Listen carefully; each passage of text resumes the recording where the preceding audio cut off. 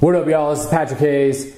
Today what I want to talk about is getting into the flow, finding your flow, and doing it through understanding how cycles work and how to harmonize with cycles. There's a lot of info on the internet about getting into the flow, and it talks about, finding that sweet spot, that 0 point spot, staying inspired, not being too anxious, not being too bored, but getting that, good zone in there and kind of orchestrating your environment to help you to remain in the flow and follow the flow. And all that's good stuff. But I'm taking a bit of a different angle because I think that there's not enough information out connecting the flow with the cycles that are going on in our environment. So what I mean by that is like the cycles, the planetary cycles in astrology, or just our everyday day and night cycles where we sleep at night, or the 4 seasons, or the cycles of our body and how our body detoxes in the morning and how it builds in certain months of the year and at certain times of the evening.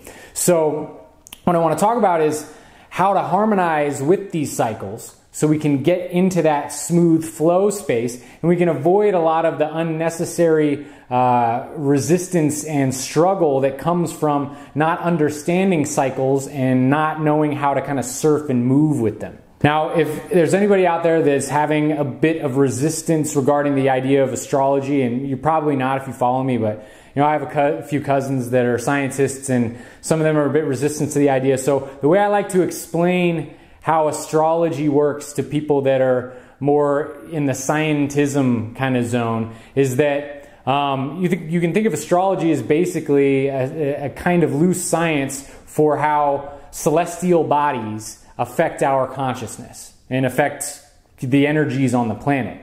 So the simplest way of looking at the most basic form of astrology is looking at like the sun, right? Now the sun is a celestial body that has a major effect on human mood, on all growth, on warmth, like on so many different things going on the planet. Same thing with the moon. The moon affects the tides. Just about everyone that's sensitive will express that, during full moons, energy can be more intense. And anyway, so the list goes on. But these are the two closest celestial bodies that have an obvious effect on the consciousness and the energies and different phenomena on the planet. So if you take that understanding and just expand it a bit, it's very easy to see that the planets and different star systems and the arrangement of different celestial bodies in the sky, very likely, even scientifically, it would make sense that their electromagnetic fields would have some sort of effect on this planet and on the consciousness of people. So with that said, I'm going to start going into some of these different cycles, and I'm going to start going into how we can basically just take an approach to be aware of how cycles are interacting with us so that we can start learning more about these cycles and learning more how to surf with them. So one of the things that's going on in the world today that I feel like can hinder a lot of us and does hinder a lot of us is this idea that we're supposed to kind of be the same way all the time. And you see this perpetuated through the media with things like hustle. Like hustle, you're always on your hustle every single day and you never stop. You just go, go, go. You also see it as kind of like the idealized archetype of the stoic individual that's able to just do everything and be completely equanimous all the time. And while equanimity is an amazing skill to develop over time, it's also really important for us to understand that we're not always supposed to be the same every time. It's not good for a human to have too much of a regimen, to do the same thing or expect themselves to do or live up to the same energy levels or the same cognitive capacities or the same, emotional states on a constant, regular basis, because we're constantly going through change. We're transforming, we're moving, we're always kind of in this state of flux.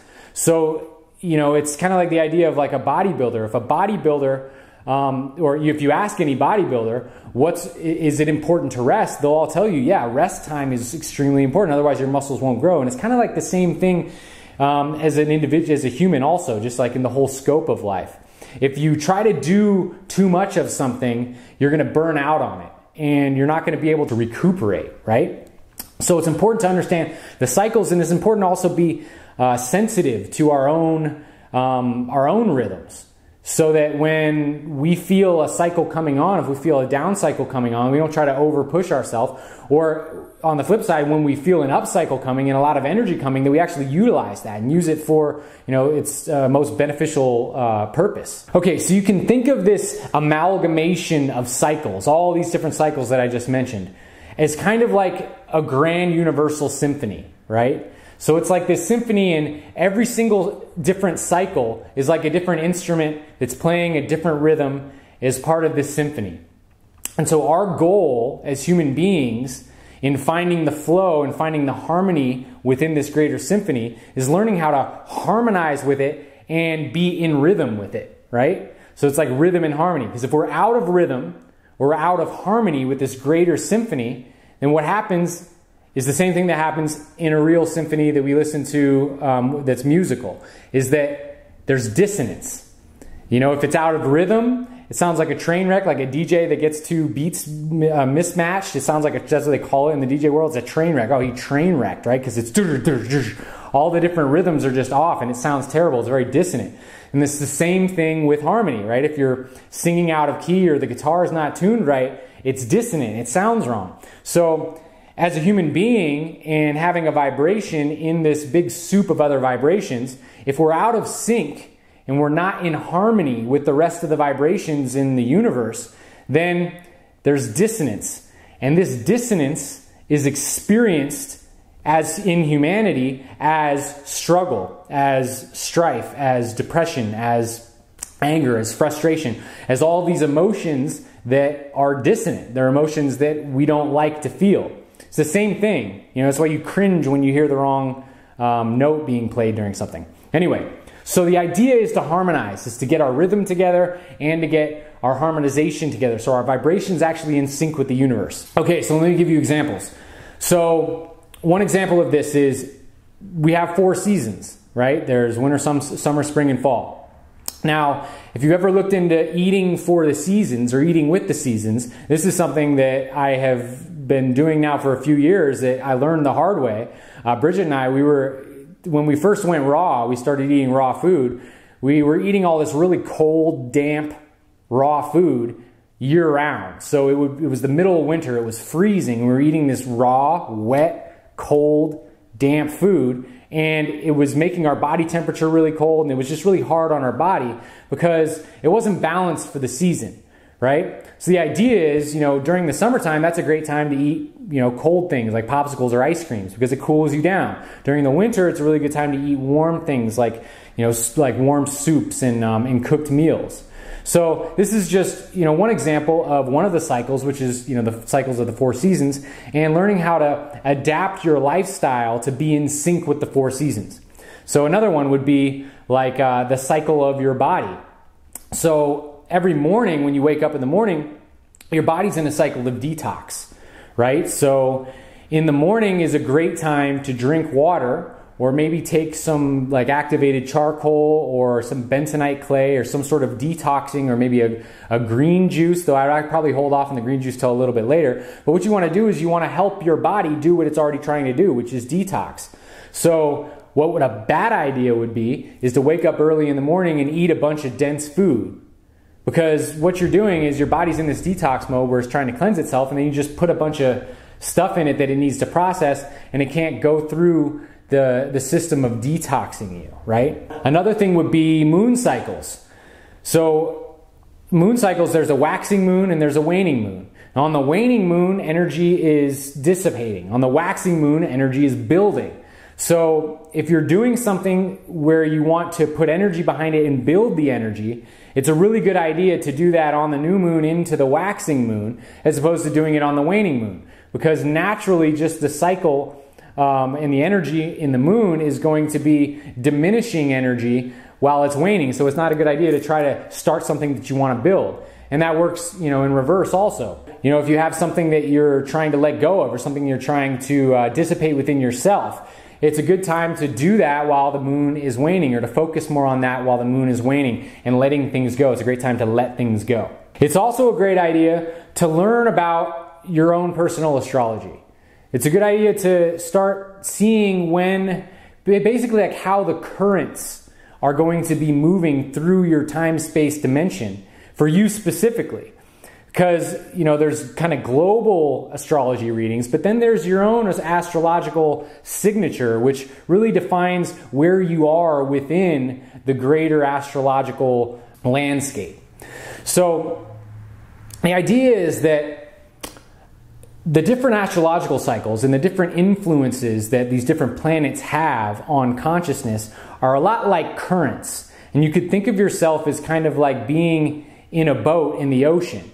And if you have a destination that you're intending to get to, there's certain currents and that come at certain times that if you know the timing right, you can hop on that current and save yourself a lot of struggle and a lot of energy because you can move with the cycles, right? Whereas if you're oblivious to this kind of thing and you're trying to, say, do certain things like, well, we all know Mercury retrograde, right? So if you're trying to like plan a vacation and you're doing that during Mercury retrograde, you're doing it at a time that is conflicting with that cycle. And since you're conflicting with the cycle, you're more likely to run into dissonance, run into bad energy.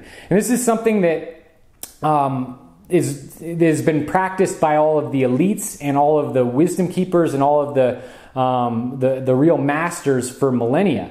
Is they understand the cycle of the planets and they work with astrology. So they plan things in accordance with astrology to accelerate their ability to accomplish things within this realm. And it's just as simple as it's like the same idea as not going on a walk in your shorts and a t-shirt in the middle of a blizzard, because you know there's a blizzard outside. So it's like when energetically when you know astrologically there's going to be some sort of like energetic blizzard, maybe there's some sort of energy coming in from a planetary alignment that's going to create more like spaciness in your mind. That would be like a bad time to study, right? So basically studying your own astrology just gives you a leg up on things. It gives you the ability to start planning things in accordance with the currents so that you can ride those currents and save yourself a lot of trouble. Now, another thing to be aware of is just the natural ebb and flow of our own progression. So oftentimes we'll start to hit like an upward spiral and we'll feel so amazing and great and we're like, yes, yes, yes, everything's going good. And then it plateaus and then it troughs a little bit. And sometimes people can have the tendency to get really upset when that happens. Like, oh, everything was going so well and then the energy kind of got stale and then it's kind of dripped and like, what, did I lose it? Or like things like, what's going on here? But what we have to realize is that there's a natural ebb and flow to the rhythm of the universe. And that ebb and flow comes in stages. So we realize that when we're having those ups, that's amazing. Cherish that time and roll with it. But then also know that it's going to even out and it's going to trough a bit too. And being prepared for that gives you the ability to not spin off in like downward spiral from that trough, but to keep your head kind of in the right space. And it's important also to not define your entire reality based off the moment. I see people doing this a lot, where they have some sort of thing happen, and due to the experience or the energy of that particular moment right there, they let that kind of blind them or create a lens over their perceptive ability of reality, and they define their entire reality from the energy of that moment. And that's something it's really not useful, and it can get us very scattered and kind of like jumping all over the place and really lose kind of stability and consistency in our in our rhythms, right? So it's important for us to realize that, you know, when things are going really up and the energy is really high, that's great, and we can take some very valuable truths from that. We can make some beautiful decisions, and we can recognize that, you know, the higher vibrations are more in alignment with our true expression as a person. But it's also important to realize that, you know, there's going to be another time, may not be too long from now, that things may look different. We may have different emotions. We may have a different perspective on things. And it's important not to start defining our whole reality from that different kind of energetic state, or thinking that just because something looks this way now or feels this way now, that it's going to always feel that way. It's important for us to know that it's actually always going to change.